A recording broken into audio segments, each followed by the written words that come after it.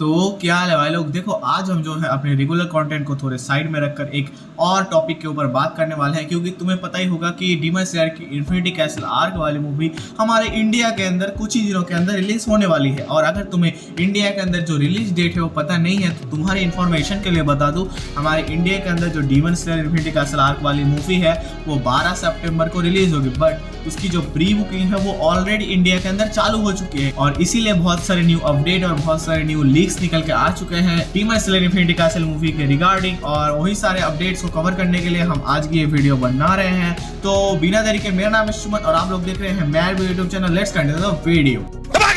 ठोक लीजिए, 5000 लौटे दिख जाना चाहिए।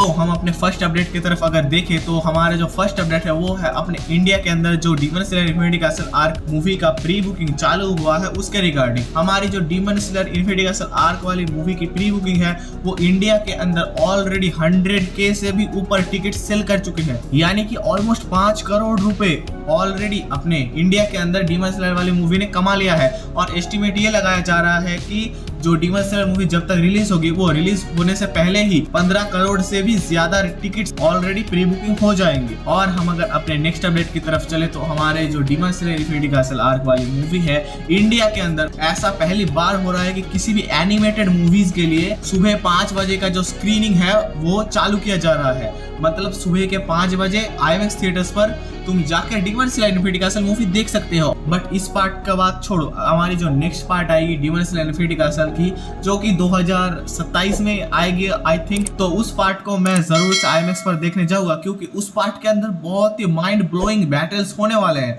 और ये तुम्हें भी देखना जाना चाहिए। एंड मेरी ये सारी बातें सुनकर तुम्हारे दिमाग में एक बात आई होगी कि सुमन भाई, अगर demon slayer infinity castle arc वाली मूवी इंडिया के अंदर 12 सितंबर को रिलीज हो रही है और जापान के अंदर ऑलरेडी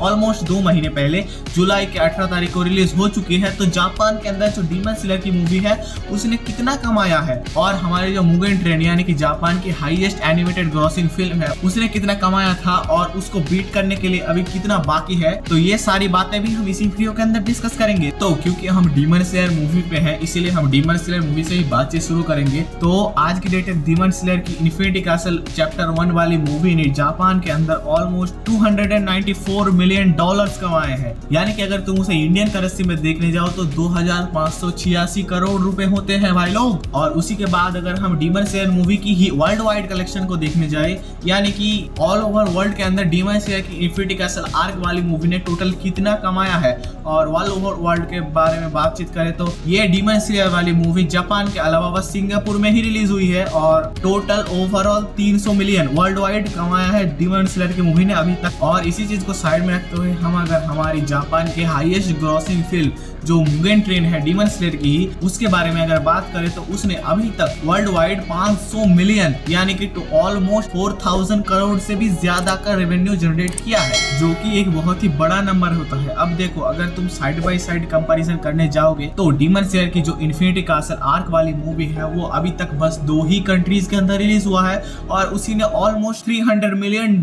कमा भी लिए हैं और उसने अभी तक US और इंडिया जैसे 2 बड़े मार्केट्स के अंदर अभी तक रिलीज हुआ भी नहीं है। तो इसी बेसिस पर अगर देखा जाए तो आराम से डीमन स्लेयर की जो इन्फिनिटी कैसल आर्क वाली मूवी है वो आई थिंक मेरे पर्सपेक्टिव से देखा जाए तो मुगेन ट्रेन वाली मूवी को बीट कर देगी। अब देखो तुम्हारे मन में अगर ये आ रहा होगा कि भाई डीमन स्लेयर की मूवी ने अगर $300 मिलियन कमा लिए हैं तो वो जापान की जो सारी एनिमेटेड मूवीज की रैंकिंग है उसके अंदर कितने नंबर पर आया होगा। तो तुम्हारे इंफॉर्मेशन के लिए मैं बता दूं, हमारे जो जापान के अंदर एनिमेटेड मूवीज का हाईएस्ट रैंकिंग है उसमें सबसे पहले आता है डीमन स्लेयर मुगेन ट्रेन की मूवी जिसने ऑलमोस्ट $500 मिलियन कमाए हैं। उसके बाद नंबर 2 पर आता है हमारे स्टूडियो जिबली की तरफ से स्पिरिट अवे जिसने ऑलमोस्ट $395 मिलियन कमाए हैं। और तीसरे नंबर पर आता है योर नेम जो कि तुम सभी ने देखा ही होगा और उसका जो वर्ल्ड वाइड कलेक्शन है वो है $382 मिलियन।